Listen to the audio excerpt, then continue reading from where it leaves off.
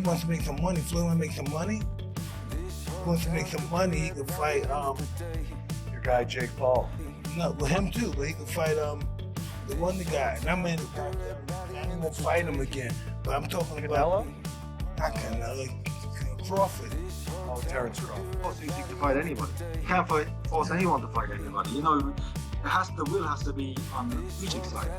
And because his range control is so good, he's in.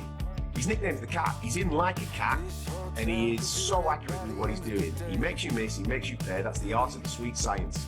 It is the art of getting hit. Mike Tyson recently told Shaquille O'Neal on his podcast that Floyd Mayweather will be destroyed if he ever faced Oleksandr Usyk. Tyson pointed out that Mayweather earns heavyweight level money without taking on real heavyweight level threats. He believes Floyd only comes back to boxing for the payday, not for serious competition. If Mayweather returns, Tyson says he'll avoid dangerous fighters like Usyk and instead choose easier, safer opponents. I'm going with heavyweight. Right. Yeah, Floyd feels like in a different category. He made heavyweight money, but I'm talking about the heavyweight sluggers. Yes. I don't know if we're ever going to get to the heavyweight. Huh? Speaking of No, Floyd, no, they're going to come back again. They'll always come back. speaking of Floyd, him and Boy Jones been going back and forth. If they were to fight, give me your opinion on who you think will win and why. And what people want to see that fight now. Well, listen, people are all going to hate on Floyd, so they will want to see the fight. They want to see Floyd get beat. But are they going to fight? I know they're going back. I don't know. Yeah, I don't think they would matter. If he wants to make some money, Floyd wants to make some money. If he wants to make some money, he could fight Your guy Jake Paul. no, with him too, but he could fight the one guy. And I mean, I ain't gonna fight him again. But I'm talking about not Canelo, Crawford.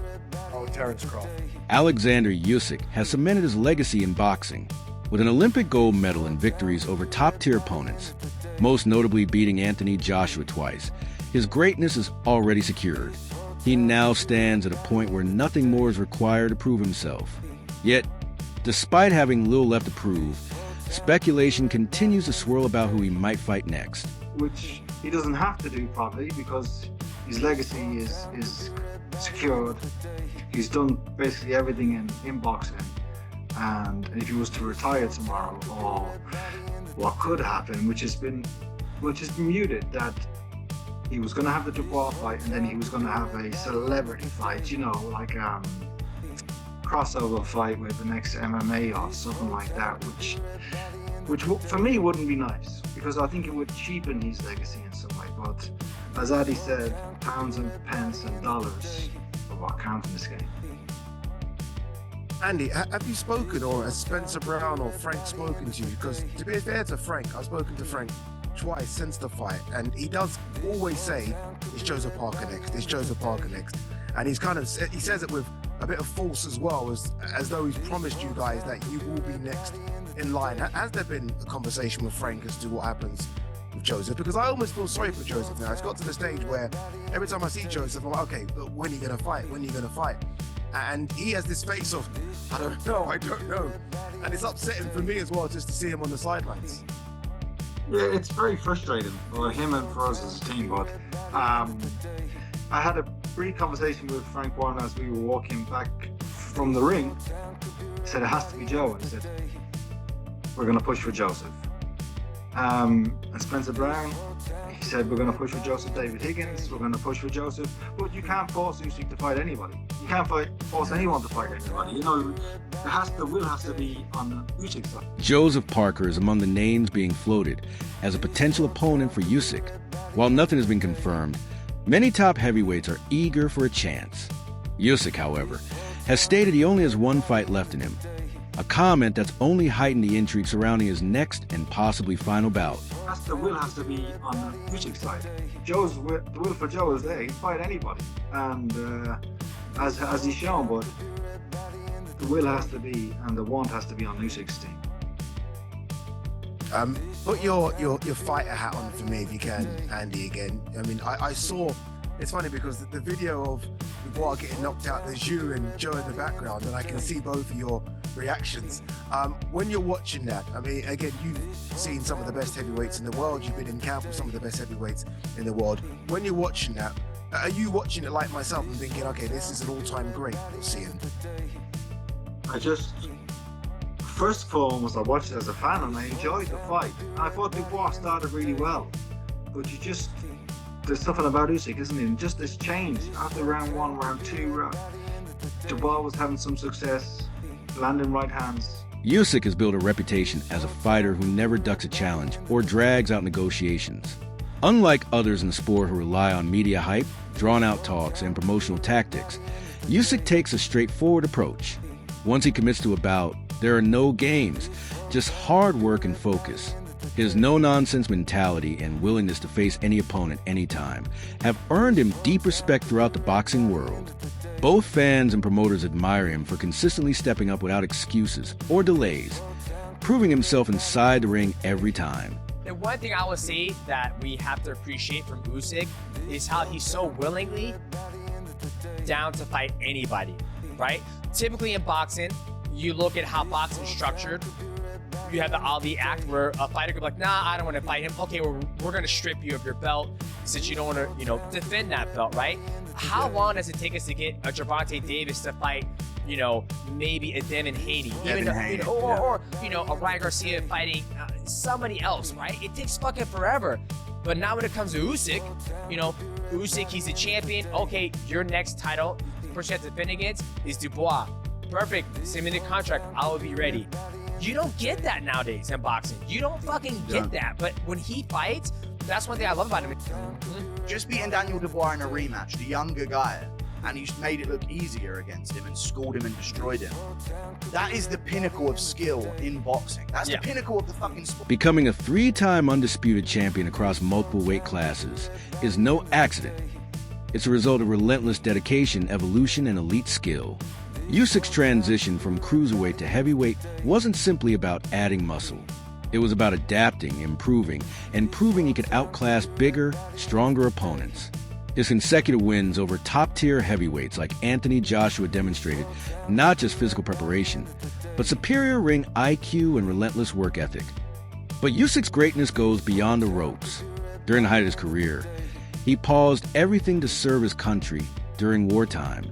That decision alone reflects a rare kind of courage and selflessness, showing he's not just a fighter, but a man of principle. ASA result. Boxing experts have started mentioning Usyk in the same breath as legends like Manny Pacquiao and Floyd Mayweather. While each fought in different divisions, Usyk's dominance, adaptability, and unbeaten record place him in that elite company. His technical mastery recalls Mayweather, while his bravery and grit echo Pacquiao. What truly sets him apart is how seamlessly he conquered multiple divisions while staying undefeated. Usyk isn't just the best of his generation. His legacy cements him among the all-time greats. How high is Oleksandr Usyk all-time on the GOAT list? I've seen a lot of debate that he's top 5 already, top 10, shouldn't be in the top 10 yet. So here's my thoughts on it. I think you can put him anywhere from like number 4 to number 10 all-time. But he should definitely be in everyone's top 10. 2-division undisputed champion at cruiserweight and heavyweight, and he probably has the 2 best undisputed runs in the 4-belt era. At cruiserweight, he beat everyone in enemy territory. Lewacki in Poland, Greedis in Latvia, Kassim in Russia, Bellew in the UK. At heavyweight, he beat all the Brits, mostly on enemy territory twice. Joshua twice, Fury twice, Dubois twice. Of that post-Mayweather-Pacquiao era, I think he's definitely the greatest. Now, I have Usyk number 8. For reference, I have Floyd 1, Manny 2, Ali 3, Robinson 4, Duran 5, Leonard 6, Roy Jones 7, and then Usyk at 8. I know there's a whole debate right now about Usyk and Ali. Of course, Usyk's more skilled than Ali, but I think Ali's resume is greater, which is why I have him higher. But I'm curious to know how high people have Usyk now all time, without recency bias. Floyd Mayweather has crafted his career through calculated choices both in and out of the ring. Known for his sharp business sense and strategic mindset, Floyd consistently selects fights that offer high financial reward with minimal risk. He studies opponents thoroughly, ensuring each matchup aligns with his goal of protecting his undefeated record. This approach has led to enormous earnings, but also highlights his reluctance to take fights where the risk outweighs the reward. Analysts agree. If the money is right and he can control the terms, Floyd may return to ring, but only against carefully chosen opponents who fit his blueprint. Yeah, you're fighting the best fighter in the world, and you're figuring out a strategy of not how do I win, but how do I last. Yeah, that was the strategy. I had a good idea that I wasn't going to be able to knock him out. No, but that's not the goal with a guy like that. No, but Floyd is the most precise and most.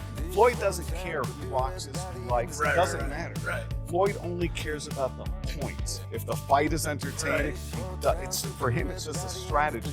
So he's kind of like the beast of fighting. You know, beast is like, how do I get the algorithm and the numbers? 100%. That's how Floyd is. Do you think he's the great? You think he's the greatest? One of the greatest. Every ever? great fighter in the world says technically there's somebody better.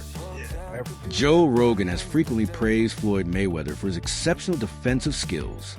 In one conversation, he described how Floyd can stand directly in front of an opponent and still avoid getting hit. Without relying on flashy moves, Mayweather uses timing, shoulder rolls, and precise, minimal movement to make himself nearly untouchable. Rogan emphasized that Floyd's style isn't just about physical defense. It's psychological. He frustrates opponents, forces mistakes, and controls the pace of the fight with his presence alone. Even when he appears idle, he's mentally dominating the ring. Similarly, Usyk's masterful footwork draws admiration for its beauty. It's all like slight slips away, and it's slight motions, which is all you need to get away from a punch, right? You don't want to move too far. You're wasting a lot of energy and you can't counterattack.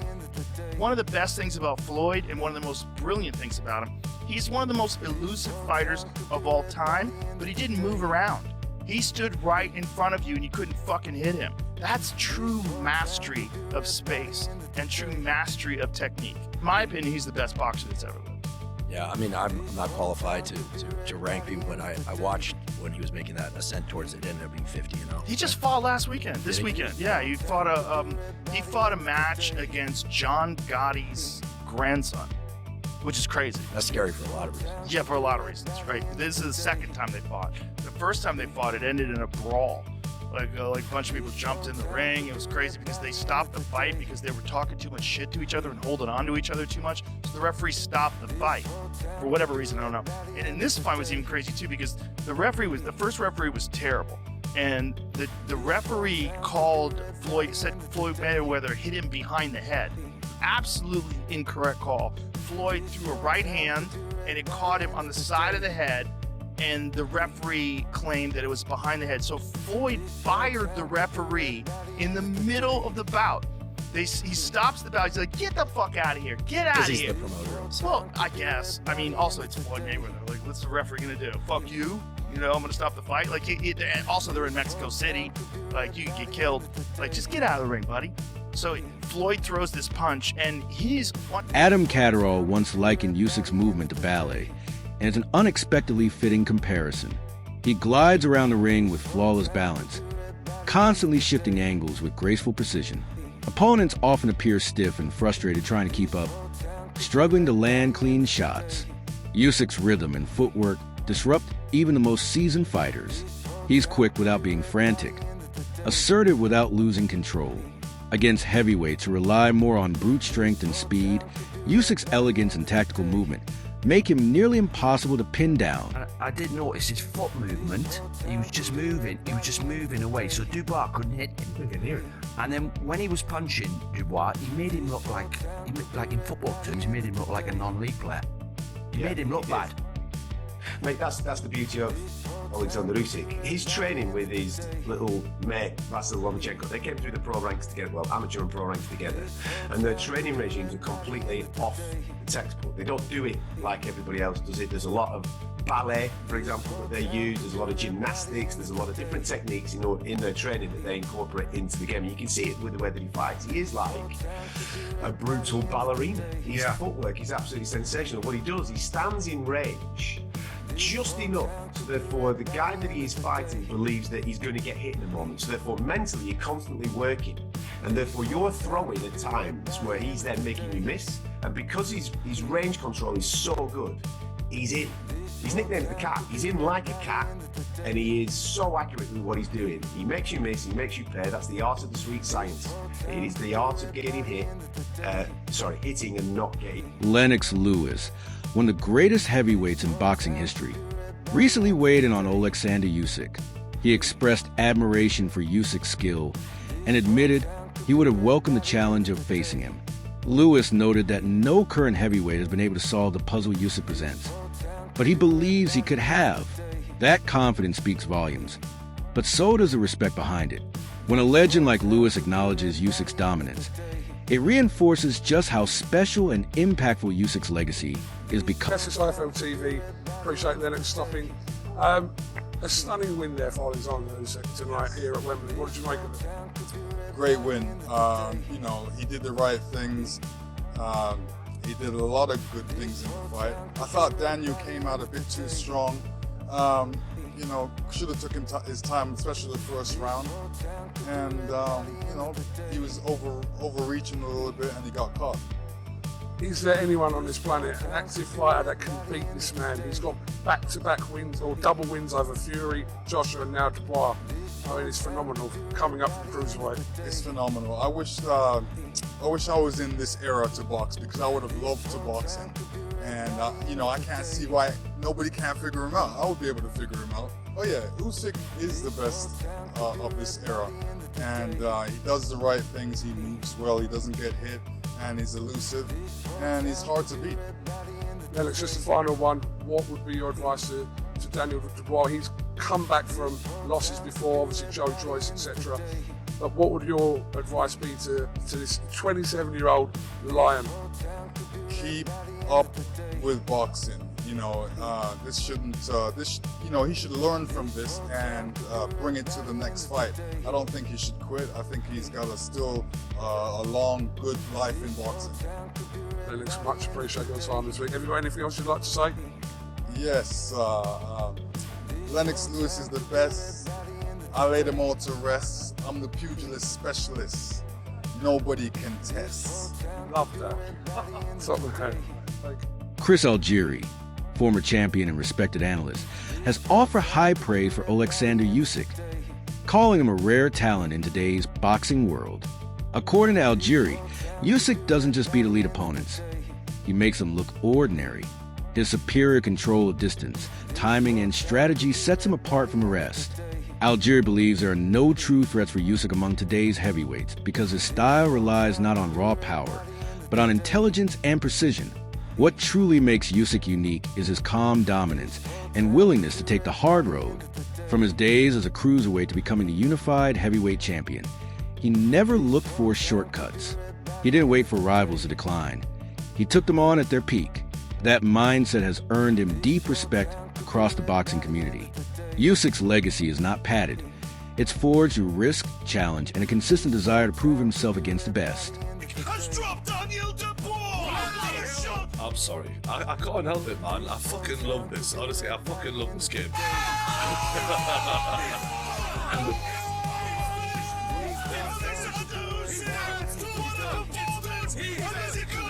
He's missed it! It's over! I'm sorry for going on like a lunatic, right? But it was unbelievable. And it's funny how this fight all came about, right? The controversy in the last fight, which for me was never controversial. It was a low blow, simple as that. And I don't think we've ever seen Oleksandr Usyk ever look for an easy way to win. In fact, I think of all the fighters on planet Earth, he is the one who takes the hardest road to win. There's no tune-up fights for Oleksandr Usyk. It's the biggest fight in a heavier weight than he should even be fighting at, and he makes life harder for himself, not easier. And I think he has proven his character time and time again. But yet he was accused of not being, a real Christian because he was a cheat. He was accused of deserving an Oscar because he was a play actor and robbing Daniel Dubois of what should have rightfully been his, which was a world title. And after the Tyson Fury fight, Daniel Dubois stepped in the ring and called him out, and Oleksandr Usyk immediately turns to Turki Al-Sheikh and says, "Mr. Excellency, make the fight." He had no problem in setting this up, and immediately you kind of think he was in the middle of talking about his father. I think at the time it was an emotional moment. That's a time where when you've accomplished what he's done, you deserve respect, and I think he was disrespected there, and I think he took that personally, in the words of Michael Jordan. Now in the first round, Oleksandr Usyk did exactly what he needed to do. to Daniel Dubois. Daniel Dubois coming in with a load of confidence, wanting to be the aggressor, wanting to be the dominant bull that he was against Anthony. Paulie Malignaggi, a highly respected analyst and former champion, delivered glowing praise for Oleksandr Usyk after one of his most masterful performances. Known for his deep technical insight, Malignaggi called Usyk's display a brilliant example of modern boxing at its finest. He highlighted that Usyk's footwork isn't just quick, it's intelligent and calculated. Usyk constantly changes angles, subtly adjusts his stance, and maintains perfect balance, allowing him to dictate the pace of the fight. This makes it extremely difficult for opponents to time him or land clean punches. Malignaggi emphasized how Usyk's anticipation and movement force opponents into uncomfortable positions. They either overcommit and get countered or freeze under pressure. What elevates Usyk further is his refusal to rely solely on power. He breaks opponents down systematically, using precision, rhythm, and ring IQ. According to Malignaggi, this rare fusion of mental sharpness and physical skill places Usyk in a league of his own. And the rematch stops him early. Was it 4 or 5? I don't even know. I'm so caught up in the moment. I don't even know which round it was, 4 or 5. But it was the first half of the fight. What a performance by Oleksandr Usyk. And a lot to discuss here, guys. A lot to break down here. First off, Dubois much more successful in the first fight than the second fight. Was the wet ring? Did the wet ring have anything to do with it? I saw in the post-fight interview, Dubois was asked about why he couldn't land his jab. What do you guys think?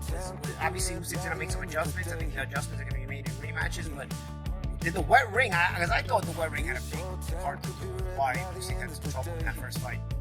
And the wet ring hurts footwork, guys. I was a footwork guy. I've worked out sometimes in wet rings. It's frustrating. I've actually thrown temper tantrums in gyms over rings being too wet. So back in the day, not now. But what I'm saying is, to fight in a wet ring, that had to have some effect on Usyk and his footwork. He's a footwork guy. And tonight you just saw his footwork was stupendous, magnificent. That's all for today's video. Stay tuned next time.